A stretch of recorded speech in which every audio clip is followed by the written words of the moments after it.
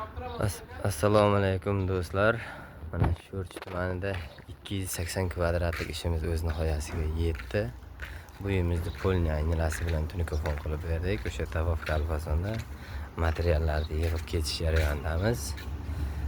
Bu uyimizni xo'p polni ko'cha tarafini qilib berdik. Darvoza xonasini. Bu uyimizni polni aynalasida uyning qoshlari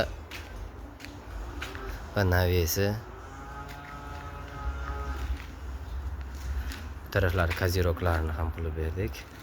Ko'rinishda uyimizni aynalasiga 280 kvadrat tunika mahsuloti ketdi. 1 kvadratini 120 ming so'mdan qilib berdik. Qalinligi 0.35 lik.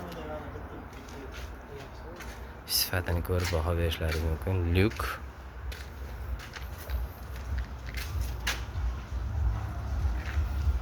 Kimga shunday xizmatlar kerak bo'lsa, bemalol aloqaga chiqsalaringiz bo'ladi.